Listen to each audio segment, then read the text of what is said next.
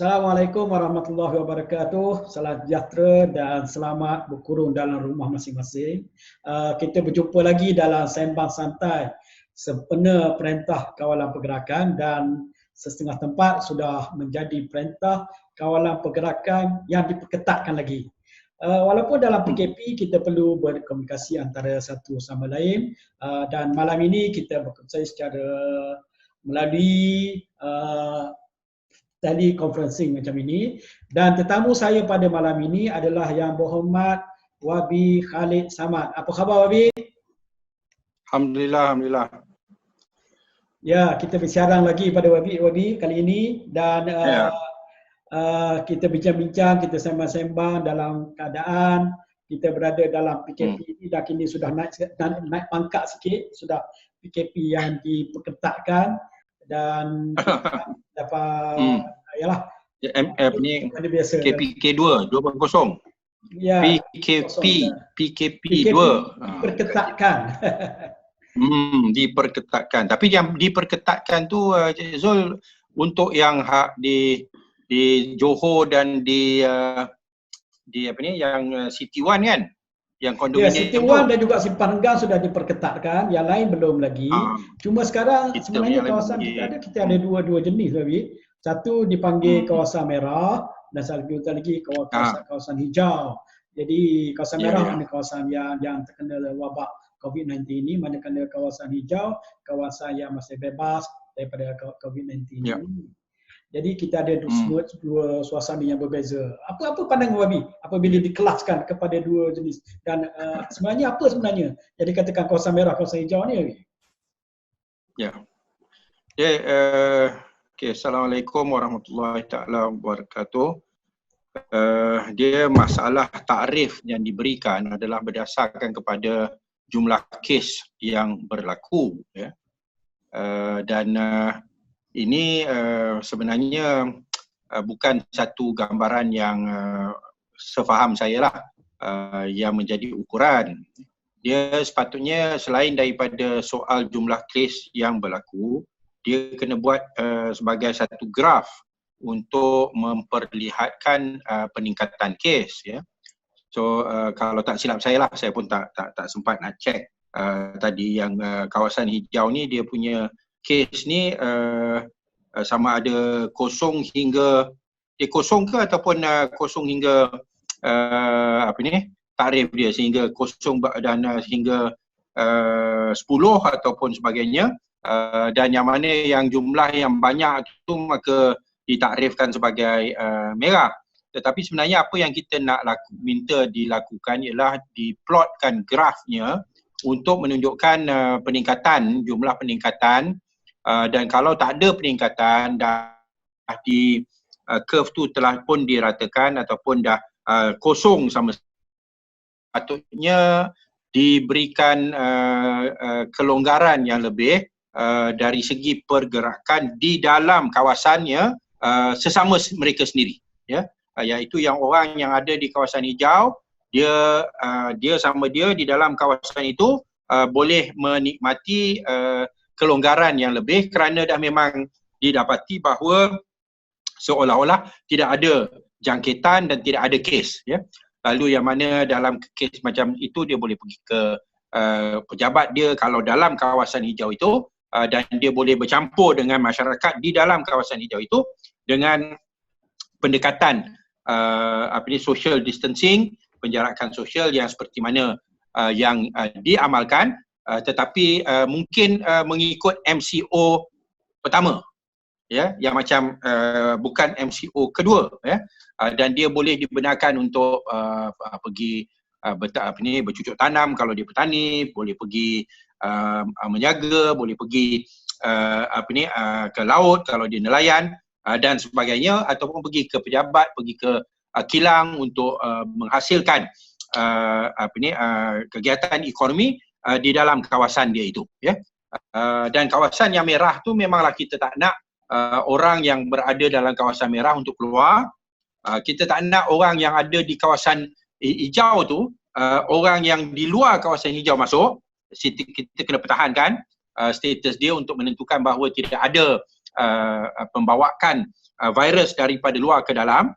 So tu penting untuk kita nak adakan pendekatan yang berbeza-beza mengikut keadaan sesuatu kawasan. Ya, tak boleh kita nak macam sekarang ni seolah-olah kita dikenakan sama rata saja di antara semua, kecuali yang mana yang kena PKPD, ya, yang dipertingkatkan. Tu tempat-tempat yang khusus yang diketahui bahawa di situ ada ramai yang ada kes COVID dan telah pun dicek dan didapati positif, ya. So itu kes yang lain. Tetapi yang mana yang kalau dia buat macam zoning mengikut daerah ataupun mukim, dan dia buat graf dan dia dapat tahu trend di dalam kawasan itu, sama ada daerah ataupun mukim, menunjukkan bahawa tidak ada penularan yang berlaku, ya. So di situ dia boleh longgarkan sikit. Ni kita ambil pengalaman yang macam di China lah, di negeri China. Dulu kawasan yang betul-betul kena clamp down dan di lockdown itu adalah di Wuhan.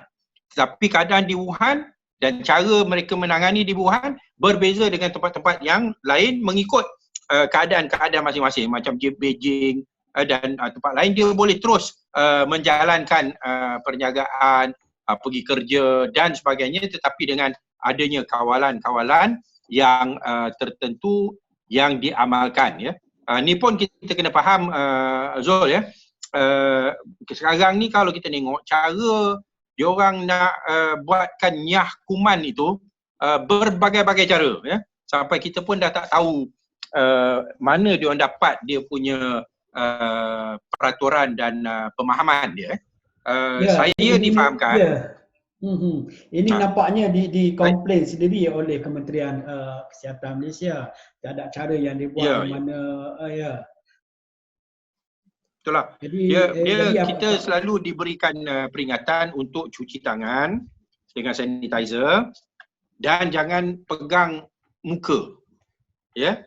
Kerana apa? Kerana kuman itu biasanya kena dekat tangan, dan daripada tanganlah yang kita bawa dekat dengan pernafasan kita dekat muka kita, sama ada dia akan masuk ke mulut, sama ada dia akan masuk ikut hidung dan sebagainya, ya. So kalau kita fikir kenapa dia berikan penekanan kepada soal basuh tangan dan jangan pegang muka, ianya adalah kerana cara kuman itu dibawa secara biasanya ialah dengan cara kita pegang tempat yang ada kuman, lepas tu kita pegang muka kita, ya. Itulah dia suruh kita basuh tangan, lepas tu jangan sentuh muka, ya. Selain daripada cara-cara yang lain, iaitu orang batuk ke, orang bersin ke, dan cakap yang ada keluar air liur, ada keluar droplets dan sebagainya, tu orang yang ada penyakit tu dia boleh sebarkan kepada kita. Maka tu pun kita pakai kita punya face mask dan sebagainya. Tapi cara yang dilakukan dalam soal pembersihan dan nyah kuman sekarang ini, macam dia tak ambil kira soal itu, ya. Soal cara bagaimana kuman itu datang kepada seseorang. Dia main tabur merata, spray je merata. Misalnya contoh yang dibuat di Kuala Lumpur, misalnya pakai drone yang diperkenalkan oleh Datuk Seri Anwar Musa. Macam mana tu? Itulah, tu yang kita pun tak faham apa yang dia nak cuba buat, ya. Macam seolah-olah dia dapat benda ni memang dia dia tak kisahlah dari segi belanja ke apa ke, dan dia bukan soal belanja tu satu hal, tapi dia tak kisah dari segi pemahaman pendekatan untuk nyah kuman itu, ya. Macam mana nak nyah virus itu. Dia nak spray atas bumbung lah, atas bangunan lah, atas jalan lah dan sebagainya. Ya, sampai orang ada yang doktor yang dia kata adakah kerana dia rasa kita ni akan ramai-ramai pergi bersin atas jalan, lepas tu ramai-ramai pergi pegang atas jalan ke apa cara macam mana yang boleh dia fikirkan, ya. So menjadi satu pendekatan yang tidak munasabah, ya. Dan apa yang selalu dinyatakan, kita pergi ke tempat-tempat yang cuci tempat yang selalu orang sentuh. Sebagai contoh macam di lift, butang-butang lift, dekat guardrail, ya, dekat tempat pegang nak buka pintu, ya, dan sebagainya. Ya, bukan merata kerana virus ini sering disebut ianya bukan airborne, ya. Ianya bukan wujud dalam udara dengan begitu saja. Ya, dia bukan macam kuman yang macam debu ke apa ke dan sebagainya, tetapi ianya adalah melalui kontak ataupun kalau ada yang orang yang berpenyakit, dia bersin, dia cakap, dia batuk, maka barulah ianya ada di udara, dan pada ketika itu pun untuk seketika dan jarak yang tertentu, dan itulah yang dikatakan kita kena jarak 1 meter, ya, dan sebagainya. Tapi tak ada cara yang dilakukan ini agak macam main tembak saja, dan kita risau ianya dilakukan dengan tujuan untuk ataupun yalah tujuan tu kita tak kisahlah, tapi ianya boleh memberikan satu perasaan selamat, sedangkan ianya tidak mendatangkan apa-apa kesan yang seperti mana yang sepatutnya. Ya, ada netizen yang nakal sikit. Dia kata ada udang di sebalik batu melalui projek, nak bagi projek kepada menggunakan drone dan sebagainya. Tapi saya rasa kita tak perlu layan itu, Wabi. Kita nak tahu sebenarnya, Wabi, apabila kepada kesan besar kepada PKP ini sebenarnya adalah masalah makanan. Jadi yang kita akan menghadapi masalah besar apabila rantaian makanan ini terputus, bekalan makanan, ikan kita tak cukup, beras kita tak cukup, ataupun makanan-makanan yang dihasilkan oleh petani kita tak dapat dipasarkan dan sebagainya. So macam mana sebenarnya pada pandangan Wabi kita nak selesaikan benda-benda yang ini? Okay, itulah disebut bahawa tidak dibenarkan mengadakan apa-apa kegiatan kecuali bagi essential services, ya, essential services. Essential services ni ataupun perkhidmatan yang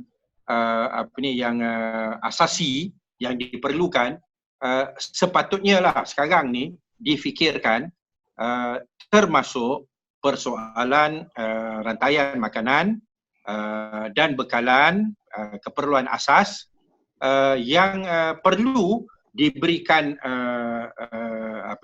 kebenaran khas, ya.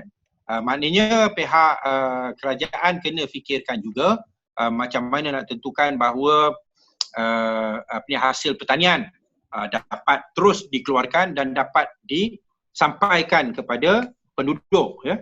Kerana kita tak boleh bergantung kepada makanan ekspor, kerana negara-negara lain pun sedang menghadapi masalah yang sama dan mereka mungkin takkan ekspor. Kita tak boleh bergantung kepada bekalan yang kita import, kerana negara lain pun menghadapi masalah yang sama dan mereka takkan ekspor bahan-bahan mereka, yang macam Vietnam pun dah mula hentikan ekspor beras, ya, dan sebagainya, dan negara-negara lain pun akan lakukan itu. Maka kita kena menentukan bahawa kita boleh menghasilkan bekalan makanan yang mencukupi untuk seketika sehingga masalah COVID ini dapat kita atasi. So ini kerajaan kena fikirkan. Dia punya jawatan kuasa khas, jawatan kuasa parlimen, kabinet, apa ke, dia kena fikirkan macam mana nak atasi, bukan sekadar beri arahan semua duduk rumah, ya. Semua duduk rumah itu hanya menangani satu masalah, iaitu masalah jangkitan COVID, ya. Tapi masalah lain akan timbul. Kalau semua orang duduk rumah, mungkin kita dapat kawal 100% tak ada lagi jangkitan, ya, termasuk dalam kawasan yang tak ada masalah pun kita suruh duduk rumah juga, kita dapat langsung tak ada apa-apa risiko, tapi akan timbul masalah lain. Masalah lain ialah masalah bekalan makanan, sekarang ni bekalan ikan, beras dan sebagainya, ya. So macam mana kita nak kena mengimbangi di antara kedua-dua keperluan itu, ya, dan di antara kaedah yang terbaik ialah untuk ianya juga turut ditakrif sebagai essential services kerana memang ianya merupakan satu keperluan asasi yang perlu kita pertahankan, ya. Ni pun saya nak sebutlah, selain daripada itu ialah soal perkhidmatan nak hantar makanan ni kepada keluarga-keluarga yang tak ada duit, yang tak ada makanan dan sebagainya, yang sekarang NGO pun turut bantu, tetapi malangnya mereka dikekang macam-macam halangan. Tu saya dah buat rayuan hari itu, minta diberikan kelulusan.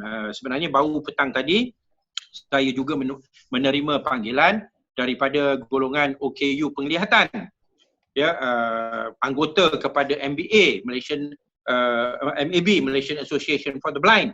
Dia orang menghadapi masalah. Dia nak kena hantar makanan kepada kawan-kawan mereka, kenalan mereka di kawasan KL, di kawasan Brickfield dan sebagainya. Dan mereka menghadapi masalah kerana selama ini mereka yang lakukan, tetapi dalam keadaan sekatan yang dikenakan mereka tak boleh lakukan, ya. So ini menjadi masalah bagi mereka, dan mereka mohon supaya pihak Jabatan Kebajikan, pihak masyarakat umum memikirkan, dan pihak kerajaan lah khususnya memikirkan macam mana cara bagi mereka, kerana mereka tak boleh masak, mereka tak boleh sendiri masak, ya. Mereka perlukan makanan yang dah siap masak untuk dihantar kepada mereka. Sekarang ni dia nak beli Grab food ke apa ke, dia pun duit pun tak ada, ya. So jumlah duit yang dia ada pun agak terhad. Saya dapat panggilan tadi, dia kata dia boleh bertahan mungkin sampai 10 hari bulan April. Ya, alhamdulillah lah boleh bertahan sampai 10 hari bulan April. Dia ada cukup duit kerana dia sebelum ni mengurut, dia ada simpanan, ya. Tapi kawan-kawan dia masalah, ya. So ini di antara perkara-perkara yang perlu difikirkan. Bukan semua orang sama, ya. Yang mana yang OKU ada, yang buta ada, yang pekak ada, yang tak boleh bergerak ada dan sebagainya. Maka pihak kerajaan mesti memikirkan masalah ini dengan cara yang lebih menyeluruh, bukan sekadar soal nak halang penularan virus, maka semua duduk rumah, full stop, ya. Kalau boleh begitu saja dan semua masalah lain semua akan selesai, kehidupan kita tak seperti itu. Kehidupan kita ni banyak aspek, ya, aspek perkhidmatan, aspek bekalan makanan, aspek penjagaan, aspek-aspek lain, semua kena difikirkan oleh kerajaan. Tapi apa ni, salah satu lagi masalah yang timbul adalah bagi aktivis-aktivis kebajikan kita. Misalnya ada satu yayasan kebajikan negara yang terletak di bawah Kementerian Wanita. Mereka telah ditamatkan, CEO mereka telah dipecat, kemudian ahli lembaga dia telah diberhentikan, dan turut diberhentikan semua juga adalah MPP di Kuala Lumpur misalnya. Tiba-tiba ketika kita kata jangan main politik, tetapi mereka telah diberhentikan khidmat mereka. Apa kau mahu beritahu perkara ini? Ya. Itulah, saya pun heran dalam keadaan kita sedang menangani masalah ancaman ini, banyak sangat tindakan-tindakan yang kita pun heran, ya. Macam pelantikan MPP ni sebenarnya Majlis Perwakilan Penduduk. Kalau di wilayah persekutuan, ianya untuk membantu ahli parlimen, ya, kerana dia menjadi sebagai penghubung di antara ahli parlimen dan masyarakat bawah. Dan ahli parlimen pun berhubung dengan PBT di BKL, dan pengerusi MPP itu pun berhubung dengan PBT iaitu di BKL, ya. Untuk menentukan bahawa perkhidmatan dapat disampaikan kepada rakyat jelata, sama ada melalui ahli parlimen ataupun melalui PBT ataupun melalui peruntukan yang ada pada MPP. Maka dalam keadaan yang sekarang ini, tiba-tiba kita kita mansuhkan MPP, kita pecat semua pengerusi dan ahli jawatan kuasa MPP, maka bagaimana ahli parlimen akan dapat memberikan perkhidmatan yang terbaik kepada rakyat jelata, dan bagaimana di BKL itu sendiri pun boleh memberikan perkhidmatan yang terbaik pada rakyat jelata. Lalu inilah yang kita lihat, mungkin mereka menganggap bahawa masalah COVID ini boleh selesai dalam masa asalnya 31 hari bulan Mac, 1 hari bulan April ataupun 14 hari bulan April akan selesai. Maka dengan itu mereka nak cepat-cepat tukarkan pengerusi supaya mereka boleh lantik orang dia. Ya, so ini merupakan tindakan-tindakan yang bermotifkan politik yang sepatutnya dia tunda dulu sehingga selesai krisis ini. Kerana kalau dia tak selesaikan krisis ini, dia lantik orang baru nak datang, nak faham, nak laksanakan tugas dia pun tak tahu macam mana nak buat kerana dia pun baru dilantik. Ya, samalah macam kita lihat hari itu bila kerajaan kabinet yang baru dilantik hingga ke hari ini meraba-raba tak tahu apa nak buat dan macam mana nak tangani masalah kerana semuanya orang baru dalam keadaan krisis. Ya, so sepatutnya mereka mengambil pengajaran supaya kekalkan yang sedia ada sehingga krisis ni dah dapat ditangani dengan sepenuhnya. Bukan sekadar MPP ya, Zul saya baca hari ini Mazlan Aliman dengan dia punya persatuan peladang dia pun kena pecat. Fama, pengerusi Fama dan seluruh ahli lembaga pengarah Fama semua kena pecat ya. Sedangkan badan-badan ini sedang berjalan ya. Sedang mengadakan kegiatan yang peladang. Dia kena buat dia punya kerja-kerja, dia kena berhubung dengan kementerian, dia kena berhubung dengan Fama dan sebagainya. Tapi bila kita dah pecat ni semua, nak lantik yang baru, orang yang baru, dia tak tahu apa nak buat. Dia punya networking tak ada, makan masa. Ya. So ini merupakan satu tindakan yang saya rasa cukup tidak bertanggungjawab dan berpolitik dalam keadaan yang sepatutnya mereka memberikan keutamaan kepada kepentingan rakyat. Satu lagi yang berlaku pada hari ini pula YB. Kita tahu menteri kabinet ini dah besar, dah ada 70 lebih ahli kabinet. Hari ini dilantik seorang lagi menteri yang duta ke Asia Barat, bertaraf menteri. Pada sebelum ini ketika kerajaan melantik duta saja tapi bukan Perdana Menteri ke China telah dibantah oleh PAS. Tapi sekarang hari ini kerajaan telah melantik Presiden PAS Datuk Seri Abdul Hadi Awang sebagai duta ke Asia Barat bertaraf menteri pula. Jadi macam mana YB tentang perkara ni? Tak boleh ke kita tunggu ke apa ke kadang-kadang ni macam mana YB? Baik. Memang pelantikan ini tidak perlu dilakukan kerana sekarang ni kalau dilantikkan pun tak boleh buat kerja. Semua kena lockdown kan. Nak keluar negara pun tak boleh. Letak sebagai duta kepada Timur Tengah tapi nak pergi ke Timur Tengah pun tak boleh. Ya.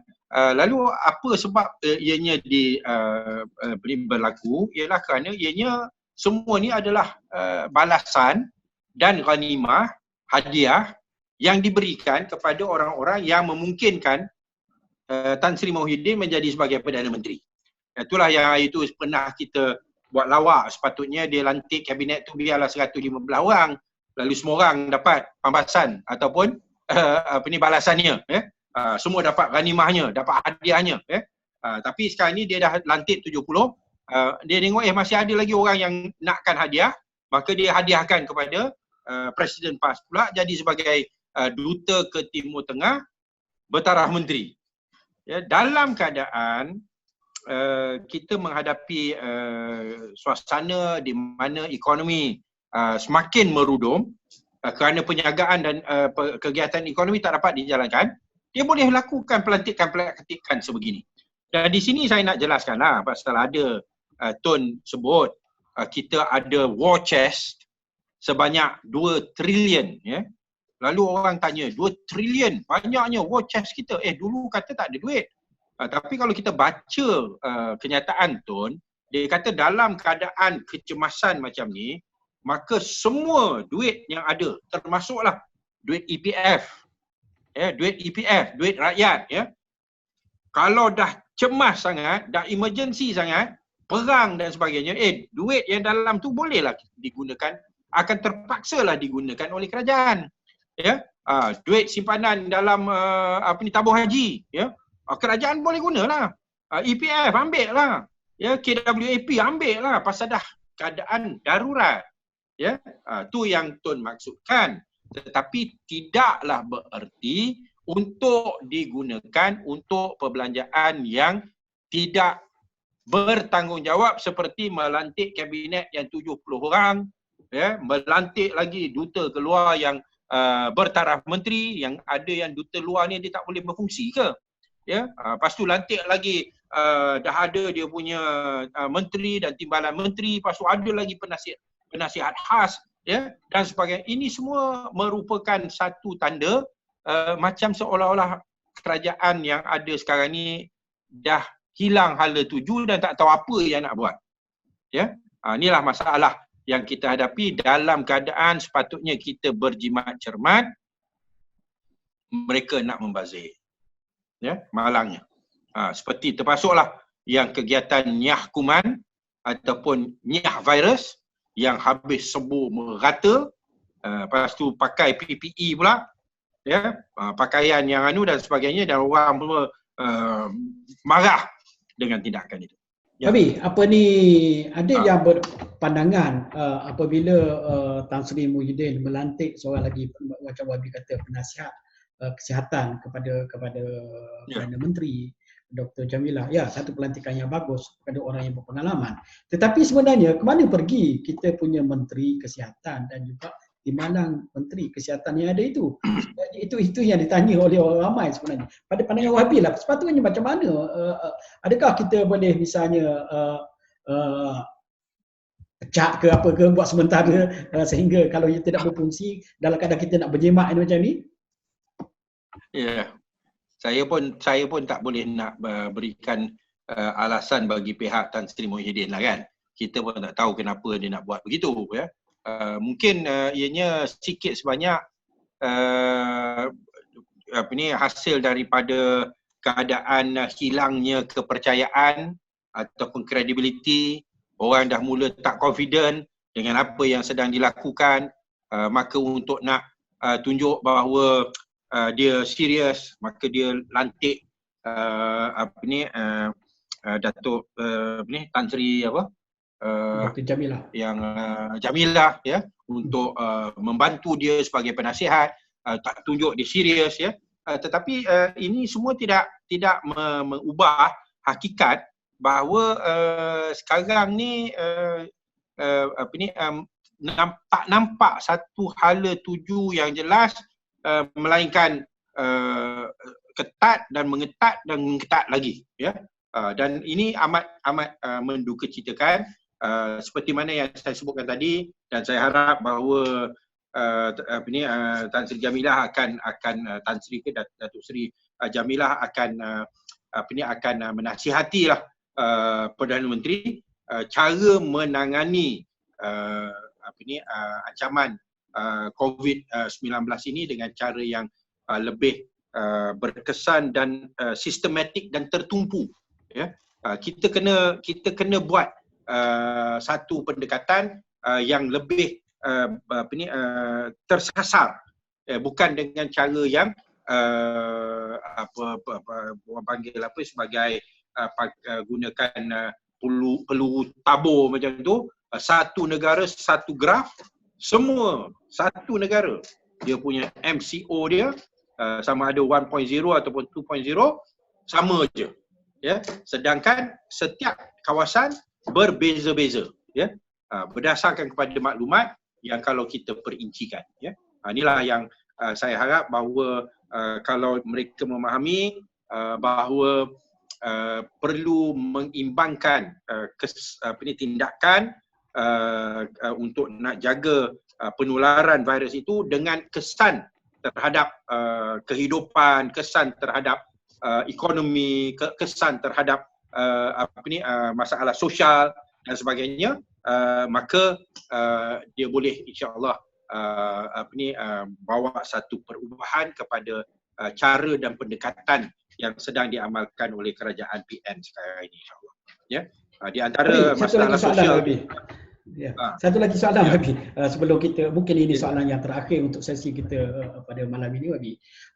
Baru ni Wabi bersama dengan Majlis Setiausaha Pakatan Harapan ada mencadangkan supaya pendekatan dui parti digunakan dalam menghadapi COVID-19 ni. Adakah ia termasuk dengan Pakatan Harapan sedia menyertai kerajaan Pakatan Nasional dalam bentuk kerajaan perpaduan misalnya Wabi? Ya, dia istilah dui parti ataupun bipartisan ni, dia tidak membawa erti unity government, ya, tetapi ianya membawa erti kerjasama di antara dua pihak yang kekal sebagai dua pihak yang berbeza dalam menangani yang masalah yang satu. Ya. Ini merupakan cadangan untuk kerjasama yang mana di antara kerjasama itu ialah dengan mengadakan sidang parlimen. Ya, kerana kita kena faham bahawa sebenarnya pembangkang ini adalah sebahagian daripada kerajaan. Dalam sistem demokrasi, kerajaan itu terdiri daripada tiga, iaitu pihak eksekutif iaitu kabinet, pihak legislature ataupun penggubal undang-undang iaitu parlimen yang terdiri daripada kerajaan dan pembangkang, dan juga pihak judiciary ataupun kehakiman. Inilah yang dikatakan sebagai institusi kerajaan yang keseluruhannya lah ya dalam sistem demokrasi berparlimen. Untuk kita nak adakan kerjasama yang dikatakan sebagai dui parti itu, bererti kita sepatutnya menghidupkan balik institusi di mana pihak pembangkang dan kerajaan bekerjasama, dan di antaranya ialah dengan menghidupkan balik ataupun mengadakan sesi parlimen supaya isu-isu ini boleh dibincang bersama dengan semangat nak cari penyelesaian dan kaedah dan pendekatan yang terbaik untuk negara. Ya, maknanya pada ketika itu kita lupa bahawa kita ni nak bawa satu suasana perubahan dalam politik ke apa ke dan sebagainya, tetapi apa yang dilakukan ialah untuk hadapi satu isu yang bersama ni kita kerjasama, ya. Sekarang ni malangnya pihak kerajaan PN dia meletakkan kuasa sepenuhnya ke atas MKN dan langsung tidak memberikan apa-apa peranan kepada parlimen untuk membincangkan ya masalah yang sama dihadapi dan cara bagaimana nak atasinya, ya. So inilah yang antara masalah yang menyebabkan respons kita tidak sebaik yang seperti mana sepatutnya. Saya rasa kalau ada pendekatan dui parti ini, maka ianya akan mendatangkan natijah yang lebih baik, keputusan-keputusan yang lebih mantap, yang dah masak, betul-betul masak, barulah dibuatkan arahan dan keputusan, ya. Tapi sekarang ni macam teragak-agak dan kadang-kadang buat keputusan tu lepas tu tarik balik, macam-macam lah, ya, termasuklah dengan masalah keganasan rumah tangga, yang seperti mana kita selalu sebut, dulu ada dia punya talian bantuan, pertolongan, buat seketika dia kata tutup, tak mau, tiba-tiba nampak masalah banyak, lalu dia hidupkan balik, lalu Jabatan Kebajikan Masyarakat dia sibuk dengan masalah-masalah itu, dia kena tangani, ya. Dulu pun ada masalah itu, tak ada COVID pun masalah itu ada COVID pun masalah itu tetap ada juga, malahan bukan menurun, bertambah, ya. Lepas tu keluar pula arahan-arahan ataupun nasihat-nasihat yang agak melucukan, yang menyakitkan hati dan sebagainya, ya, yang memberikan satu gambaran yang tidak tepat, ya, seperti mana yang soal Doraemon tu dan sebagainya lah. Tu dah saya rasa dah ramai dah tegur, ya, memberikan gambaran seolah-olah masalah keganasan rumah tangga itu adalah atas sebab isteri. Pasal isteri tak pakai baju cantik, tak bersolek, maka suami pukul. Ataupun pasal isteri banyak sangat cakap dengan nada yang tak sesuai, maka suami pukul. Ataupun isteri tak pandai masak, maka suami pukul. Ya, lalu ini semua yang meletakkan kesalahan peristiwa itu ke atas bahu isteri semata-mata, dan nak memaksa isteri buat macam ni, buat macam tu, buat macam ni dan sebagainya adalah satu pendekatan yang agak berat sebelah dan memang tak betul lah, tak betul sama sekali. Ya, oleh kerana itu inilah yang menunjukkan kematangan dalam pemikiran ya, pihak menteri dan kerajaan. Yang malangnya melalui pintu belakang memang banyaklah masalah, dan saya rasa inilah di antara sebab kenapa diorang tak nak adakan pendekatan dui parti ini, kerana sebagai kerajaan pintu belakang dia rasa dia tak perlu nak bertanggungjawab pada sesiapa, ya. Pasal dia pun memang datang tanpa dia dipilih, ya, macam Tan Sri Muhyiddin sebutlah, kami bukan kerajaan yang tuan-tuan pilih, ya, tetapi kami ambil berat tentang rakyat. Tapi tu soal ambil berat pada mengenai rakyat ataupun tidak, tu rakyat boleh nilai lah dengan lantikan menteri yang begitu ramai dan duta bertaraf menteri dalam keadaan duit tak mencukupi dan sebagainya, dan keputusan-keputusan yang menyulitkan rakyat dan sebagainya. Benda-benda macam ni memang tu rakyat akan nilai. Tetapi hakikatnya dia mengakui dia kerajaan yang bukan dipilih oleh rakyat, dan bila dia kata begitu, implikasinya oleh kerana bukan aku yang dipilih oleh rakyat, tak perlulah aku bertanggungjawab pada rakyat. Boleh jadi begitu.